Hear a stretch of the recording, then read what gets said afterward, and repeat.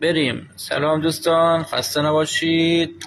میخوام براتون ششپر درست بکنم. ششپر نگاه کنید. اول با نخ قرمز مال لباس میدوزه اینو میبندیم. الان این ول کنی غرغره دیگه، این گیر نمیاد با دستتون. یه غرغره دیگه همین مالخ این رو کن، دور انگشتش میبنده.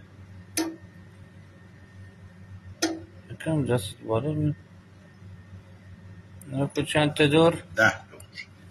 10 تا دور. اینو یواش الان نگاه کنید توی سوراخ خیط رد کرده. خب میبینی اینم یه لاش یه طرفش داخل خیط میذاره که مساوی بشه. بعد با خیطو میشه که راحت بکشی تو سوراخ این قلابه رد میشه.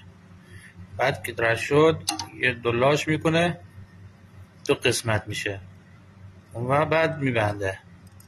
نگاه کنید با نخ میبندی. نخ قرمز باشه، سیاه به درد نمیخوره، قرمز فقط.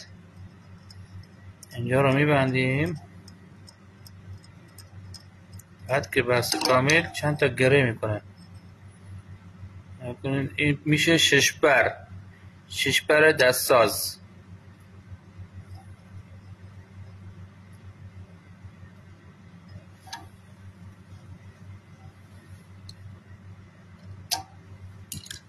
دیگه ما نمیریم بخریم ششپر دونه 150,000 تومن، خودمون درست میکنیم. دستساز هم بهتر میزنه. کنید ببین چه برق میزنه. با اینم میشه گل ماهی بزنید.